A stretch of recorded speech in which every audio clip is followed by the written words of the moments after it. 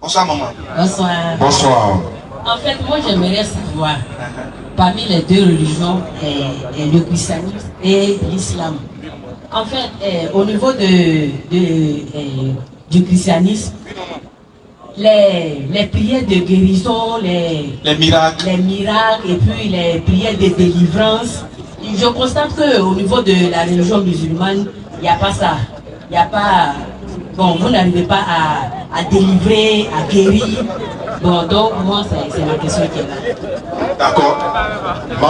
Merci maman. Mais qu'est-ce que Jésus faisait? Jésus dit, c'est par le doigt de Dieu que je chasse les démons. Matthieu 12, 28. Matthieu 24, verset 36, encore il dit, je chasse les démons par l'Esprit de Dieu. Alors qu'aujourd'hui, ceux qui disent qu'ils font miracle chassent les démons par Jésus lui-même. Et qu'est-ce que Jésus va leur dire maintenant? Voilà pourquoi Jésus va leur dire Matthieu 7, 21. Matthieu, chapitre 7, le verset 21. Allons-y vite, le frère. Ceux qui me disent Seigneur, Seigneur, n'entreront pas tous dans le royaume des cieux. Maman, Jésus dit ceux qui me disent Seigneur, Seigneur, c'est pas tous qui vont aller au paradis. Attention. On sait qui dit Seigneur Jésus, c'est pas les musulmans. Continue. Mais celui-là seul qui fait la volonté de mon Père qui est dans les cieux. Il précise bien, mais c'est celui-là seul qui fait la volonté de mon Père qui est dans les cieux qui va aller au paradis. Continue la lecture, mon frère. Plusieurs me diront à ce jour-là. Au jour du jugement dernier, Jésus dit plusieurs vont venir devant lui, puis vont dire Seigneur, Seigneur, Seigneur Jésus, n'avons-nous pas fait des miracles à ton nom? Ah, mais Jésus, nous on a fait des miracles à ton nom, on a ressuscité les morts, on a guéri les yeux des aveugles, souvent même là, on a jeté nos foulards comme ça, ils sont tombés en foule. Souvent on a chuté ballon. Tous en sont tombés. Mais qu'est-ce qui se passe? Continue. N'avons-nous pas prophétisé à ton nom? Ah, Seigneur, nous on était les vrais prophètes. On a prophétisé par ton nom. Maman, sur la terre ici, là, qui prophétise au nom de Jésus? C'est les chrétiens. C'est les chrétiens. Qui fait les miracles au nom de Jésus? C'est les chrétiens. Continue toujours. N'avons-nous pas chassé les démons par ton nom? Qui chasse les démons au nom de Jésus? C'est les chrétiens. Maintenant, qu'est-ce que Jésus va leur dire? N'avons-nous pas fait beaucoup de miracles par ton nom? On a fait beaucoup de miracles par ton nom. Alors je les dirai ouvertement. Jésus dit, je vais les dire ouvertement. Je ne vous ai jamais connu. Moi, je ne vous connais pas. Retirez-vous de moi. Quittez-la. Vous qui commettez l'iniquité. Pourquoi Jésus chasse les gens? Pourquoi? Maman, regarde. Il dit, on a opéré des miracles par ton nom. On a guéri les gens par ton nom. On a ressuscité par ton nom. On a même prophétisé par ton nom. Jésus dit, retirez-vous de moi, vous qui commettez l'iniquité. La question qu'on se pose, pourquoi Jésus les chasse au jour du jugement dernier, alors qu'ils ont fait des miracles par son nom?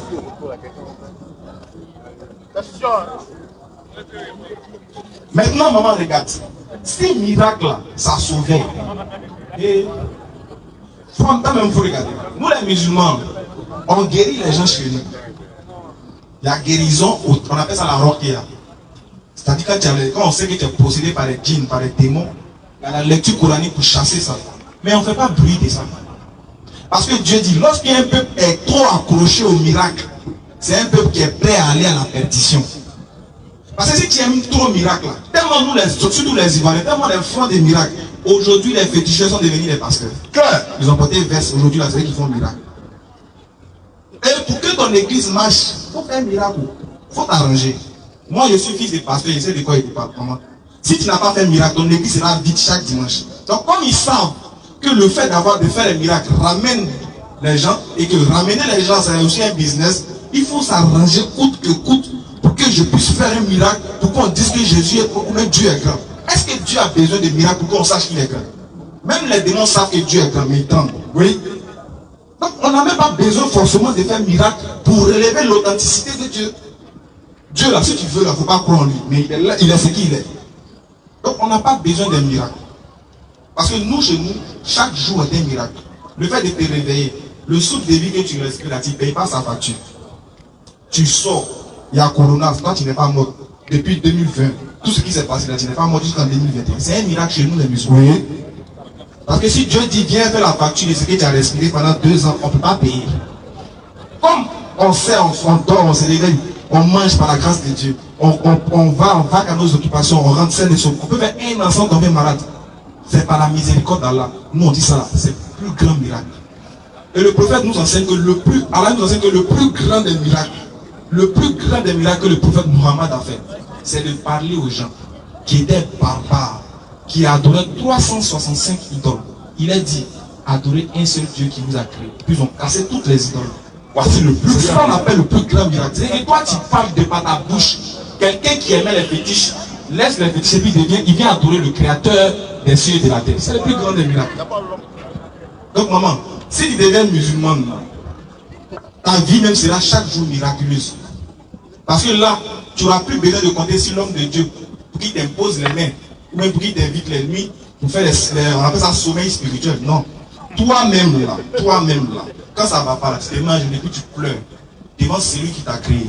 Il dit, maman, je réponds à l'appel de celui qui me prie quand il me prie. Qu'il réponde à mon appel et qui croit en moi, en fait, qu'il soit bien indigné. Soit 2 verset 189. Ordinateur.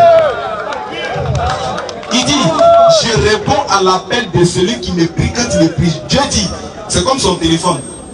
Lui, il répond à l'appel de celui qui l'appelle. Si tu n'as pas appelé, lui, il ne répond pas. Mais l'homme qui doit l'appeler, il doit prier.